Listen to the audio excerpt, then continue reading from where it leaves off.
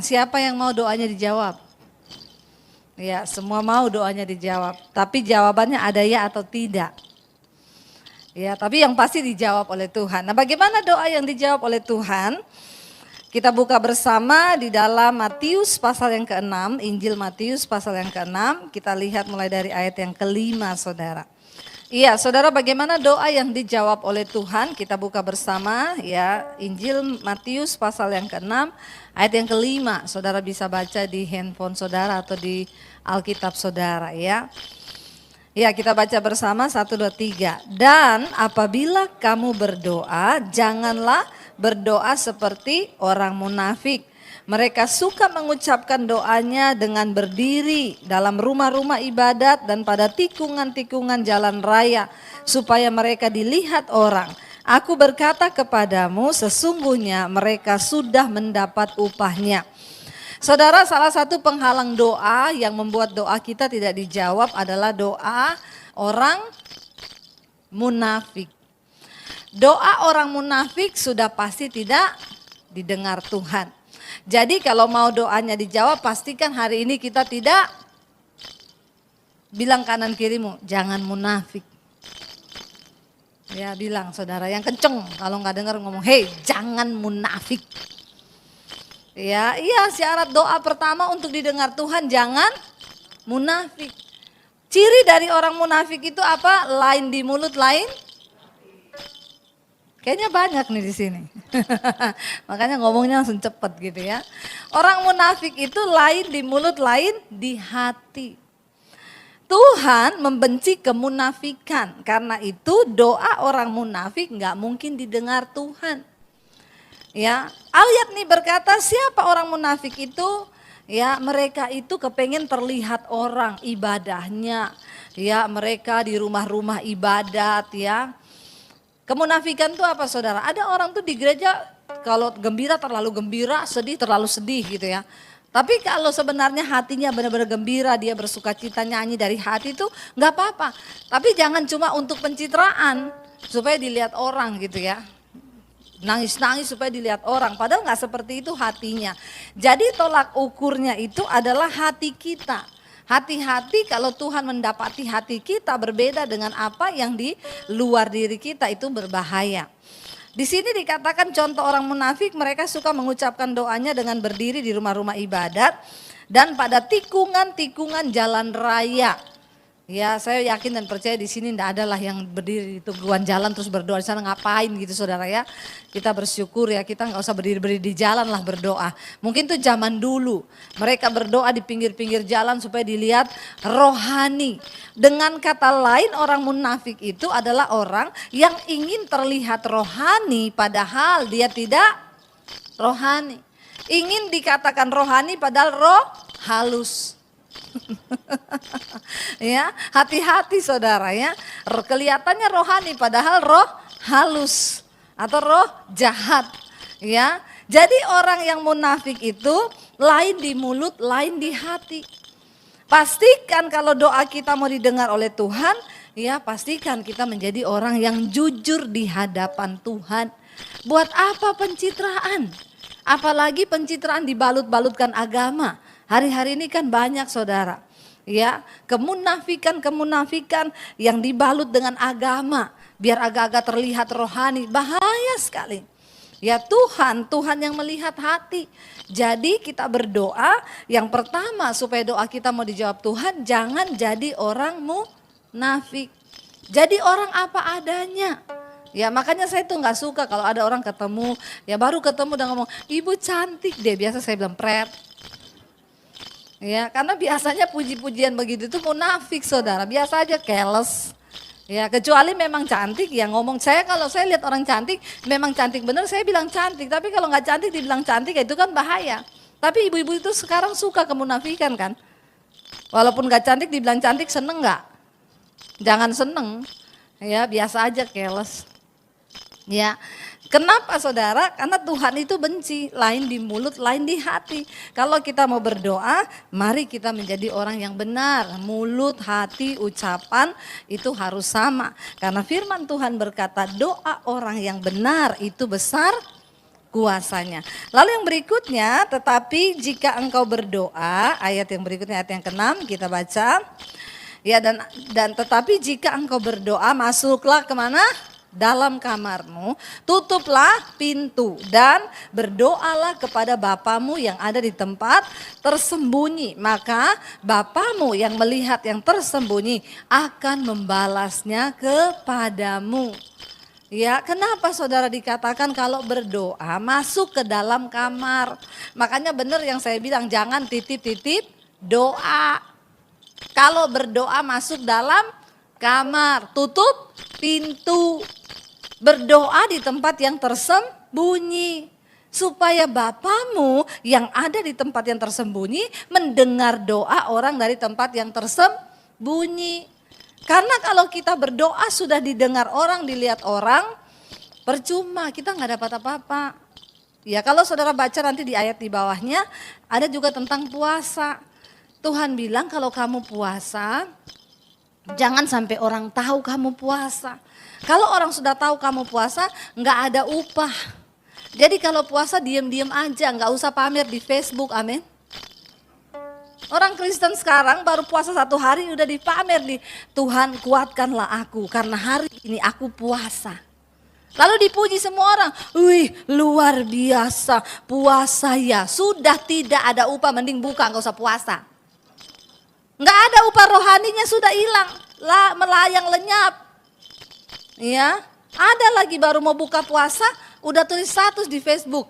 Puji Tuhan, 1 jam lagi buka puasa. Puji Tuhan, hari ini saya diberi kekuatan oleh Tuhan. Saya berpuasa, sebentar lagi saya akan berbuka. Terus orang puji semua, luar biasa ya, makin hari makin cinta Tuhan. Pret, sudah nggak ada upah puasamu karena sudah dapat pujian dari orang. Kalau mau puasa diam-diam aja. Ya, kalau mau melakukan sesuatu, ayo kita apalagi itu yang berhubungan dengan Tuhan. Ya, ibadah yang dari hati kita itu loh. Ya, kita masuk di kamar Tuhan bilang berdoa tutup pintu. Makanya benar saudara, ya kalau di agama seberang itu tahajud jam 2 malam. Nggak ada yang tahu tuh orang lagi doa tengah malam. Bagus itu kalau saudara lagi ada pergumulan, coba bangun jam 2 malam. Berdoa, semua lagi tidur jadi Tuhan lagi tidak antri. Enggak saudara ya, Tuhan tuh nggak pernah ngantri, dia maha mendengar, maha tahu. Cuma kalau yang lain tidur saudara doa itu kan menyentuh hati Tuhan, bener nggak? Tuhan bilang ini semua tidur tapi dia berdoa, aku akan menjawabnya. Karena dia mencari aku di saat orang lain terlelap. Itu namanya bayar harga. Jadi doa yang didengar oleh Tuhan adalah doa yang tersembunyi, dilakukan diam-diam. Enggak usah minta-minta doa sama orang. Saya masih banyak baca WA itu ya, kalau ada yang nonton nih ya di live streaming ya, yang titip-titip doa lagi sama saya, stop. Saya tidak mendoakan saudara, doa sendiri. Ya, Bu titip doa, Bu titip doa, Bu. Masih banyak titip-titipan doa. Ya, saudara mending masuk dalam kamar, tutup pintu. Datang sendiri sama Tuhan, supaya engkau dapat berkat sendiri dari Tuhan, doamu didengar oleh Tuhan. Ya, kalau saya tidak mungkin menangis buat pergumulan saudara. Karena saya tidak merasakan. Ya, tapi kalau saudara yang benar-benar merasakan, saudara berdoa. Orang Kristen sekarang sakit perut aja ya telepon berkali-kali. Saya pikir ini telepon terus kenapa ya, mau mati kali ini ya.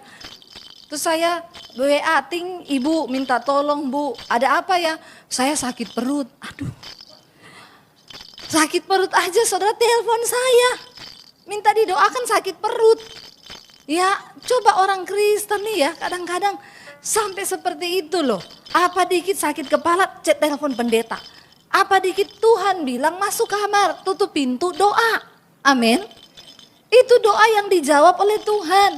Pendeta itu tidak lebih sakti dari saudara. Karena yang didengar itu doa orang yang benar.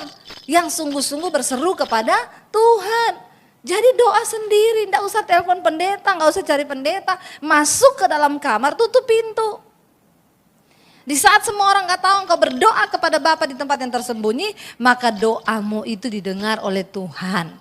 Lalu yang berikutnya saudara, ya ayat yang ke-7 dikatakan kalau kita berdoa, lagi pula dalam doamu itu jangan kamu bertele-tele seperti kebiasaan orang yang tidak mengenal Allah. Mereka menyangka bahwa karena banyaknya kata-kata doanya akan dikabulkan. Kita ini sebelum ngomong juga Tuhan sudah tahu. Nggak usah bertele-tele saudara. Ada orang mau doa dicatat doanya 3 lembar. Nanti mau doa syafaat di gereja 3 lembar. Itu sudah tidak dari hati. Itu datang dari kertas. Apalagi suruh bikinkan orang yang tulis. Dia tinggal baca. Lagi doa kertasnya terbang.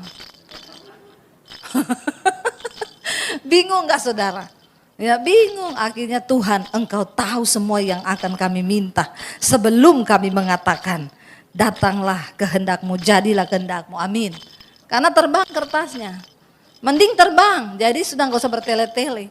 Ada orang itu doa bertele-tele, dia pikir kalau doanya bertele-tele itu Tuhan dengar. Makanya biasakan saudara yang bertugas doa syafaat di gereja dimanapun, doa pribadi, ndak usah bertele-tele. Ya manusia aja ndak suka saudara bertele-tele, apalagi Tuhan. Kita ini doa sebenarnya Tuhan kan sudah tahu juga yang mau kita doakan. Tapi kenapa di gereja kita sering ada doa syafaat? Untuk kita doa bareng-bareng yuk. Menyatukan hati yuk. 2-3 orang bersepakat meminta apapun Tuhan dengar. Tapi ndak usah bertele-tele. Ya mau doa makan saja, Tuhan Engkau yang menciptakan jagat raya alam semesta. Semua planet, Pluto, Neptunus, Saturnus, Uranus, Engkau ciptakan. Ini pelajaran biologi, sejarah atau apa gitu ya. Saya pernah dengar ada orang berdoa di meja makan begitu. Enggak selesai-selesai begitu amin ikannya udah dimakan kucing. Benar ini kejadian nyata di daerah saudara. Ya kenapa? Terlalu bertele-tele sampai yang doa udah mau tidur. Udah mau ngantuk saudara. Ya, jadi tidak usah bertele-tele. Engkau meneteskan air mata saja hancur hati. Tuhan dah tahu. Enggak usah saudara pikir karena doamu, kata-katamu yang indah Tuhan dengar, enggak. Kalau engkau punya pergumulan masuk di kamar, tutup pintu doa, nangis saja, nangis. Tuhan tuh ngerti bahasa air mata. Enggak usah engkau ngomong dari A sampai Z, Tuhan aku butuh rumah, butuh mobil, butuh ini, enggak usah. Tuhan tahu. Bahkan yang engkau tidak minta, itu akan Tuhan berikan. Karena dia Bapa yang lebih mengerti kebutuhanmu, amin. Saya ingat pertama kali datang di Jakarta, saudara suami saya bilang, saya berdoa minta rumah ya. Saya bilang, enggak saya tidak akan berdoa minta rumah. Kenapa? Karena Tuhan tahu, kalau kita sudah butuh, Tuhan kasih, enggak perlu kita doa. Enggak perlu kita minta. Ya Tuhan itu yang lebih tahu apa yang kita butuhkan. Lebih baik sekarang kita berdoa meminta perkenanan Tuhan. Karena kalau Tuhan berkenan atas seseorang, apa yang dia nggak kasih? Amin. Masalahnya kita nggak berkenan, kebanyakan minta, maka kecewa. Ya jangan saudara, mending nggak usah bertele-tele, kita berdoa dengan hati yang hancur di hadapan Tuhan itu cukup. Ayat yang berikutnya, ayat yang ke-8 dikatakan di sana, jadi janganlah kamu seperti mereka, karena Bapamu mengetahui apa yang kamu perlukan sebelum kamu meminta kepadanya. Lalu kenapa kita disuruh masuk di kamar berlutut berdoa? Ya Tuhan mau lihat kesungguhanmu. Sebenarnya tanpa engkau doa minta pun Tuhan tahu. Tapi kenapa engkau harus meminta berdoa? Tuhan melihat kesungguhan hatimu. Apalagi kalau engkau sertai dengan doa dan puasa. Tuhan lihat orang ini sungguh-sungguh, maka aku akan memberikan kepadanya. Ya, enggak usah maksa-maksa Tuhan saudara. Lalu ayat berikutnya berkata begini saudara, ayat yang ke-9. Karena itu berdoalah demikian. Bapa kami yang ada di sorga, dikuduskanlah namamu. Artinya apa? Waktu engkau berdoa panggil dia Bapa. Bapa kami yang ada di sorga. Engkau harus menyadari bahwa Tuhan itu ada di sorga. Di tempat yang mulia, di tempat yang dahsyat, di tempat yang luar biasa. Ya dikatakan di sana dikuduskanlah namamu. Artinya apa? Setiap kali kita mau datang kepada Tuhan, kita harus menguduskan nama Tuhan dan menguduskan diri. Sebab kita datang kepada Tuhan yang kudus. Ingat bangsa Israel, setiap kali mereka menghadap kepada Tuhan, dulu harus dipersembahkan kurban. Ya, hari ini hari raya kurban bagi saudara-saudara kita. Saudara dapat daging? Ya, ada yang tanya, boleh dimakan nggak? Makan saudara. Kalau saudara tidak makan, kirim ke rumah saya. Saya bikin rica-rica saudara ya. Enggak apa-apa, makan kalau dikasih. Kalau nggak dikasih nggak usah nunggu antri di masjid. Ya. Jadi saudara, ya, dulu bangsa Israel itu kalau mau menghadap Tuhan mereka harus menyembelih kurban. Daging sapi, lembu, ya untuk apa? Darahnya itu untuk menghapus dosa. Kenapa? Karena Allah itu maha kudus. Tapi hari ini kita di zaman perjanjian baru, darah Yesus sudah menjadi darah anak domba Allah.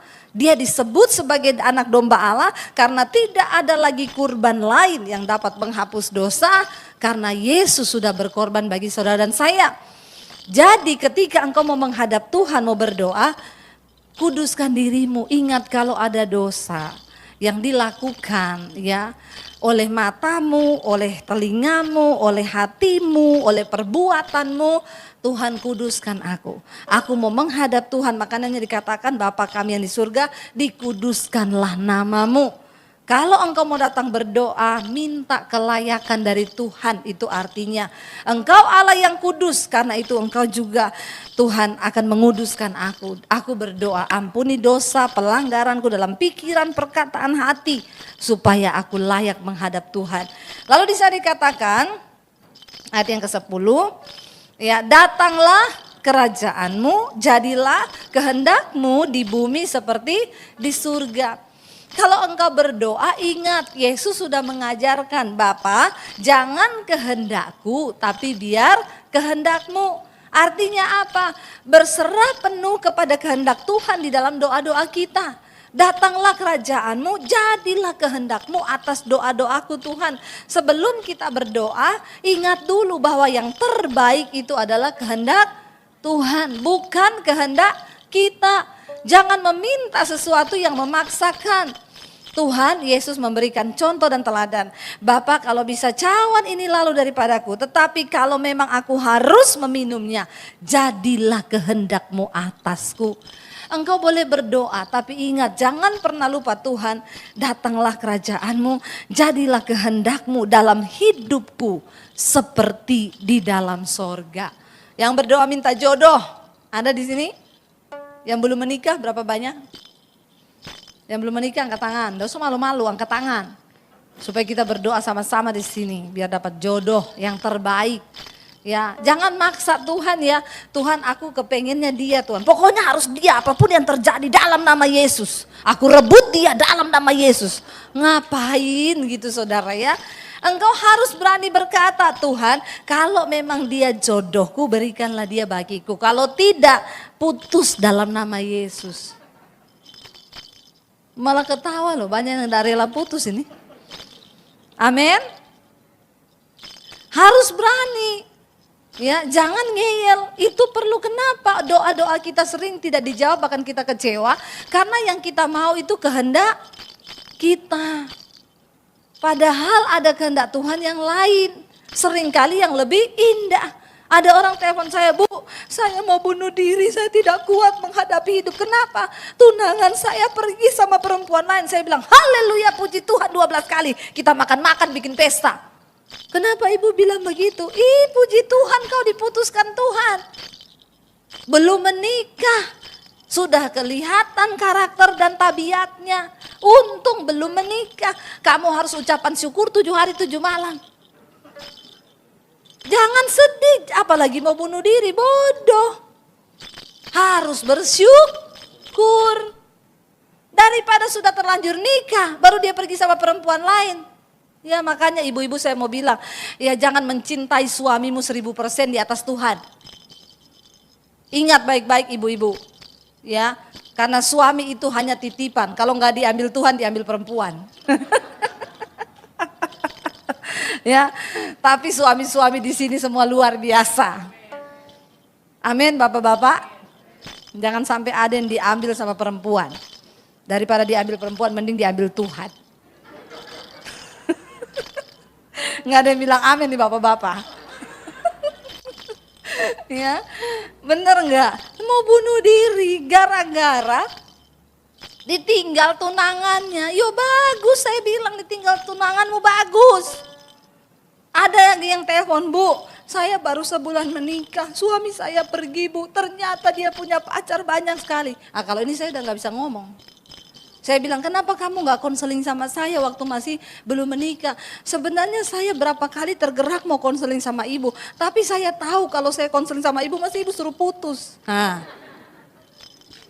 ya itulah orang Kristen tuh suka main-main, tuh suka.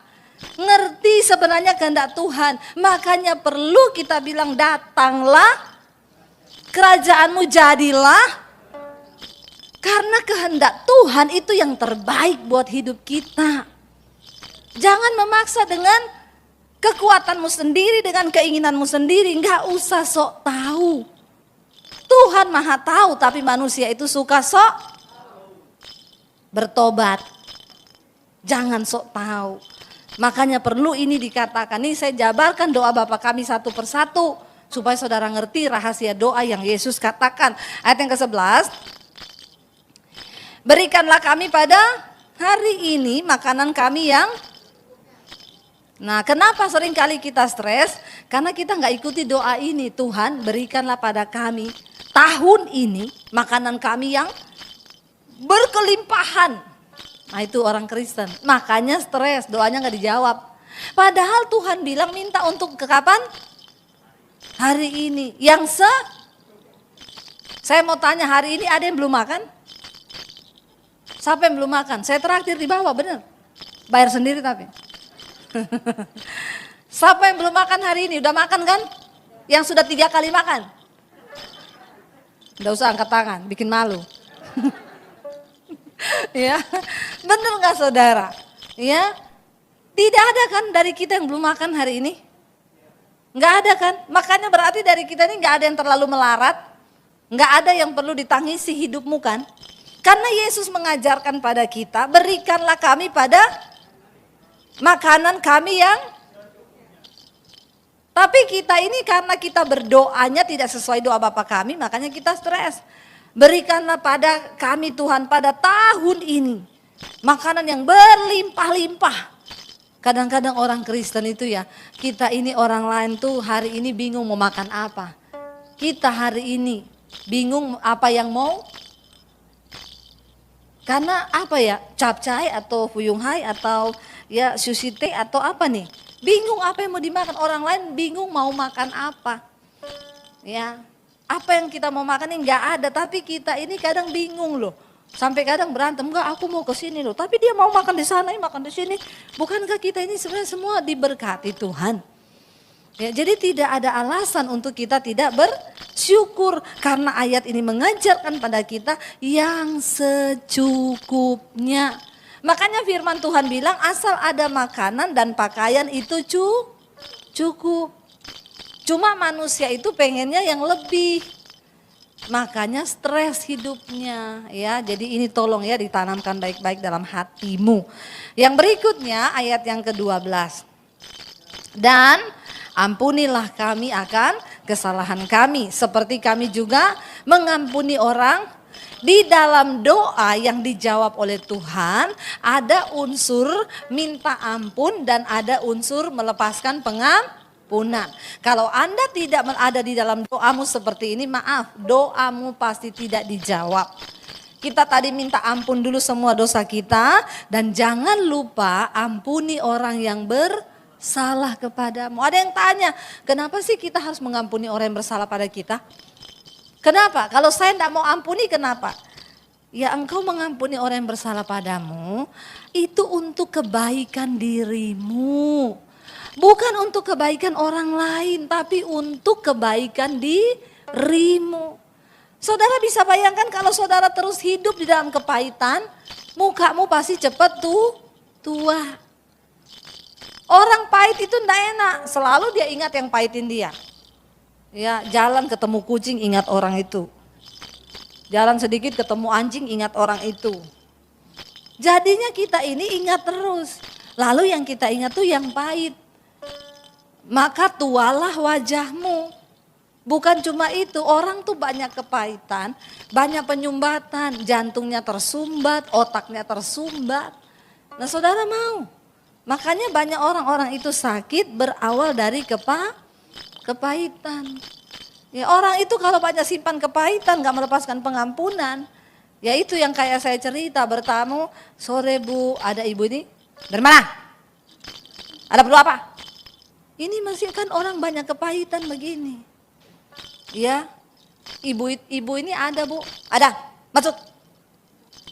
Astaga ini orang udah tersumbat-sumbat semua ini kayak begini nih. Ya mesti penyumbatan semua ini otaknya. Saya duduk. Nah ayat ini mengajarkan pada kita yang secukupnya. Makanya firman Tuhan bilang asal ada makanan dan pakaian itu cukup. Cuma manusia itu pengennya yang lebih. Makanya stres hidupnya ya. Jadi ini tolong ya ditanamkan baik-baik dalam hatimu. Yang berikutnya ayat yang ke-12. Dan ampunilah kami akan kesalahan kami. Seperti kami juga mengampuni orang. Di dalam doa yang dijawab oleh Tuhan ada unsur minta ampun dan ada unsur melepaskan pengampunan. Kalau Anda tidak ada di dalam doamu seperti ini, maaf, doamu pasti tidak dijawab. Kita tadi minta ampun dulu semua dosa kita dan jangan lupa ampuni orang yang bersalah kepadamu. Ada yang tanya, kenapa sih kita harus mengampuni orang yang bersalah pada kita? Kenapa? Kalau saya tidak mau ampuni, kenapa? Ya engkau mengampuni orang yang bersalah padamu, itu untuk kebaikan dirimu. Bukan untuk kebaikan orang lain, tapi untuk kebaikan dirimu. Saudara bisa bayangkan kalau saudara terus hidup di dalam kepahitan, mukamu pasti cepat tua. Orang pahit itu enggak enak, selalu dia ingat yang pahitin dia. Ya, jalan ketemu kucing ingat orang itu. Jalan sedikit ketemu anjing ingat orang itu. Jadinya kita ini ingat terus. Lalu yang kita ingat tuh yang pahit. Maka tualah wajahmu. Bukan cuma itu, orang tuh banyak kepahitan, banyak penyumbatan, jantungnya tersumbat, otaknya tersumbat. Nah saudara mau? Makanya banyak orang-orang itu sakit berawal dari kepahitan. Ya orang itu kalau banyak simpan kepahitan gak melepaskan pengampunan. Ya itu yang kayak saya cerita, bertamu, sore Bu, ada ibu ini, dari mana? Ada perlu apa? Ini masih kan orang banyak kepahitan begini.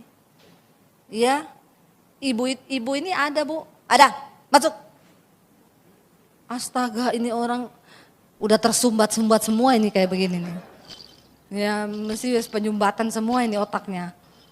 Saya duduk. Saya pikir nih orang ya. Ternyata benar, akhirnya saya layani, dia bilang, situ apa? Pendeta atau apa? Saya bilang saya pendeta. Berarti situ bisa baca orang. Dalam hati saya kalau ada tulisannya ya saya baca. Kalau nggak ada tulisannya apa yang mau saya baca? Ngeri ya saudara ya, ngeri loh. Tapi ya gampang aja saya baca orang begini. Kan Alkitab bilang hati mencerminkan wajah, wajah mencerminkan hati. Orang model begini nih mesti pahit hatinya. Nggak mungkin manis hatinya. Orang model begini ya mirip-mirip anjing galak kan. Coba saudara ya. Lalu dia bilang ya kalau situ memang hamba Tuhan punya kuasa, coba baca saya. Ya saya ngomong aja, maaf ya Bu, Ibu kayaknya banyak kepahitan. Banyak kekecewaan. Sambil saya ini berdoa dan berjaga-jaga. Orang begini nih sakit jiwa saudara. Ada vas bunga di depan saya nih bisa melayang ke kepala saya nih. Jadi saya menjauh saudara ya. Tiba-tiba dia bereaksi saudara. Lagi duduk saya bilang gitu. Wih ternyata dijamah Roh Kudus. Nangis. Langsung. Bukan orang jauh Bu yang menyakiti saya. Tapi orang dekat. Memang biasa yang bikin orang terluka itu orang dekat. Nggak ada orang jauh bikin terluka. Saya mau tanya saudara, pernah nggak ada saudara dengar orang, saya kepahitan Bu sama siapa? Supir angkot. Nggak ada kan saudara kepahitan sama siapa? Tukang parkir Bu. Nggak ada saudara orang kepahitan sama orang jauh, itu nggak ada. Kenapa orang yang kepahitan itu sama orang terdekat? Karena punya ikatan batin, hati. Ya, sama istri kepada suami, suami kepada istri, anak pada orang tua, itu bisa bikin kepahitan. Karena kita ini deket. Kalau sama sopir truk kan kita nggak deket. Sopir angkot kita juga udah lupa mukanya. Hari ini dia serempet mobil kita, besok kan nggak mungkin saya pahit sama tuh sopir angkot itu. Nggak mungkin saudara udah lupa mukanya. Tapi orang yang ada di hati itu yang bisa bikin sakit hati. Makanya hati-hati jaga hati. Ya, jadi akhirnya saudara begitu saya doakan, saya peluk dia, kasih Bapak penuhi hidupnya. Ibu tuh yang tadinya nangis tiba-tiba, wah makin nangis, kelepasan terjadi. Lepas Bu, semua kepahitan Ibu buang, lepaskan pengampunan. Iya, habis itu stop nangisnya, tersenyum dia saudara. Baru dia senyum sama saya. Ya, tadinya dia dia tanya sama saya, situ dari mana? Situ gereja apa? Ya situ sana sini, situ sana sono. Nggak sopan loh, kan saya tuh ada namanya ya. Tapi begitu habis didoakan gini, maaf Bu Pendeta, Ibu namanya siapa ya? Saya jawab, situ. Lah kok rohnya pindah sama saya? Saya jadi kepahitan. Ya, saya bilang nama saya Debbie Basir Bu. Terima kasih ya Bu, iya. Dia tanya, Ibu mau minum apa? Saya bilang kopi juga boleh Bu, ada kan? Oh ada. Saya jawab karena dia tanya dengan senyum. Kalau dia tanya, minum apa? Jangan saudara jawab, kopi. Datang kopi pakai sianida. Maka matilah kau. Ya, karena orang yang pahit itu semua juga pahit. Makanya perlu di sini kita melepaskan pengampunan. Kalau engkau berdoa, tiap hari sebelum tidur ingat Tuhan, siapa yang nyakitin aku hari ini? Aku berdoa dalam nama Tuhan Yesus, aku lepaskan pengampunan. Jadi setelah kita lepaskan pengampunan, kita bisa nggak ingat orang itu? Bisa, tapi kita ketawa ingat dia, udah nggak sakit hati lagi ya. Jadi kalau mau doanya didengar, hari ini lepaskan pengampunan, amin. Coba ingat-ingat yang ada sakit hati. Saya bisa tahu muka-mukanya dari sini nih, yang menyimpan kepahitan. Ya, jangan saudara ya, kita ndak pahit aja cepet tua loh. Apalagi pahit, biar saudara mau skincare berapa juta. Saudara yang kepahitan, tanam benang ini, ditarik benang, putus benangmu. Percaya saya, saking pahitnya hatimu, baru dipasang, tik, putus. Jatuh lagi, seret. Ya, jadi ndak usah pahit-pahit, mending hidup itu dibuat manis saja, amin. Yang berikutnya dikatakan di sana, iya, dan janganlah membawa kami dalam pencobaan, tetapi lepaskanlah kami daripada yang jahat, karena engkaulah yang mempunyai kerajaan dan kuasa dan kemuliaan sampai selama-lamanya. Yang lucu di sini orang-orang berdoa seringkali, Tuhan jangan bawa kami dalam pencobaan. Tapi seringkali dia yang membawa diri dalam, ya memang Tuhan gak bawa dia dalam pencobaan, tapi dia yang bawa dirinya sendiri dalam pencobaan. Ada orang WA saya, Bu, saya ini sama istri saya hubungan tidak harmonis. Akhirnya saya cari-cari Bu di online aplikasi, cari wanita-wanita yang bisa dijadikan teman. Lalu saya dapat Bu, akhirnya saya mulai WA-WA-an sama wanita ini. Lalu kami mulai ya rutin tiap hari WA-WA-an. Ternyata wanita ini sudah main perasaan Bu. Tiap hari dia telepon saya, dia rasa kalau nggak telepon sama saya sehari dia kayak belum makan. Ya, jadi dia telepon saya Bu. Tapi saya merasa ini sudah enggak benar. Akhirnya saya putuskan dia, saya jujur, saya ini suami orang, kita putus aja ya. Dia nggak terima Bu, dia nangis Bu, dia kecewa Bu. Jadi saya tanya sama ibu sekarang, apa yang harus saya lakukan Bu? Model begini saudara ya. Saya baca WA begini nih ya, rasanya saya sedih ya, kecewa, marah tapi lucu. Ini kan bukan orang yang ada masalah, tapi cari-cari doa. Jangan bawa kami dalam pencobaan, tapi dia yang cari. Saya bilang gini, Pak, enggak ada masalah yang lebih serius yang Bapak tanyakan sama saya. Ini saya nggak mau jawab, Pak. Kenapa? Ini pertanyaan bodoh. Ya, saya nggak mau jawab. Kenapa? Bapak tahu itu dosa. Jangan tanya sama saya, terus apa yang harus saya lakukan, Bu? Dia menangis, Bu, saya kasihan. Terus Bapak berharap saya jawab, ya jangan ditinggal lah, Pak, kan kasihan. Berat banget nggak? Ya, ini kalau di depan saya baptis ulang, saya cemplungin, saya rendam 20 menit. Ya, biar megap-megap buka mata di rumah Bapak di sorga. Lebih baik tubuhnya binasa tapi jiwanya selamat. Orang Kristen model begini, kita sudah bicara jauh ke depan mengerti rencana Tuhan, dia malah membawa diri dalam pencobaan. Nih ya, banyak orang Kristen masuk dalam masalah karena membawa diri dalam pencobaan. Nih yang muda-muda ini pacaran, jangan pacaran sama pria yang mabok, merokok. Ya dengar baik-baik nih, supaya hidupmu baik ke depan, masa depanmu baik. Dengar omongan saya. Ya, terus nanti ndak mau konseling sama Bu Devi, mesti disuruh putus. Makan tuh cinta. Ya udah gitu nikah pakai foto-foto pretwet. Ya saudara, engkau sudah tahu kebenaran. Enggak usah kita ini mau pura-pura ya main-main apalagi dosa segala macam. Udah tahu kebenaran. Kita hidup lurus ikut firman aja, hidup ini berat. Apalagi engkau mau neko-neko belok kanan belok kiri. Bapak-bapak kalau ada yang ganggu-ganggu di WA atau dimanapun, jangan dilayani. Kalau perlu kasih tahu istri. Enggak ada yang amin. Istri saya, Bu. Ya, istri-istri juga tidak usah terlalu menjadi intel buat suami. Semua diperiksa. Ya, kita berdoa, kita benar-benar menjadi istri yang ya percaya kepada suami. Demikian juga suami.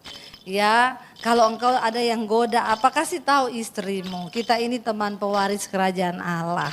Enggak boleh masuk surga sendiri, harus gandeng tangan masuk surga. Supaya bareng-bareng kita bawa anak cucu kita juga masuk dalam kerajaan Allah.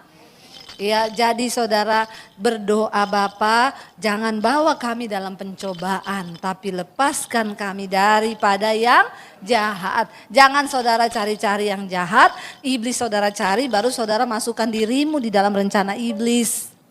Itu yang salah. Salah nikah, salah ambil keputusan, salah ini. Ya yang saya dapat ini banyak yang salah nikah. Berarti gimana Bu kalau salah nikah? Masih boleh diulangi lagi enggak? Enggak boleh. Kalau ada hari ini merasa saya ini salah nikah Bu. Dulu saya sudah tahu suami saya ini judi, rokok, mabok. Saya tetap maksa nikah sama dia, ya sudah, sekarang itu adalah salibmu. Jadi kalau tiap lihat suamimu nyanyi aja salibku, salibku gitu ya. Pikulah salib itu, berdoa, tidak ada perkara yang mustahil. Suamimu sanggup diubahkan Tuhan, istrimu sanggup diubahkan Tuhan. Karena itu saudara, mari kita sungguh-sungguh menyerahkan hidup kita kepada Tuhan. Masih ada 2 ayat kita baca, ayat yang ke-14 berkata di sana, karena jikalau kamu mengampuni kesalahan orang, Bapamu yang di sorga juga akan mengampuni kamu juga. Ayat yang berikutnya, tetapi jikalau kamu tidak mengampuni orang, Bapamu juga tidak mengampuni kesalahanmu. Bayangkan kalau saudara tidak mengampuni orang, maka Tuhan juga tidak mengampuni dosamu. Padahal kita ini tiap hari bikin dosa. Dalam pikiran, perkataan, kalau nggak diampuni karena kita nggak lepaskan pengampunan, maka numpuk itu dosa kita. Bagaimana kalau kita punya dosa yang numpuk, doa kita dijawab? Itu kan nggak mungkin. Karena itu lepaskan pengampunan supaya engkau juga diampuni. Karena orang yang tidak diampuni dosanya, doanya tidak dijawab. Makanya kitab Mazmur berkata, berbahagialah orang yang dosanya diampuni, ya, dan yang tidak diperhitungkan lagi kepadanya. Hari ini kenapa engkau harus mengampuni orang lain?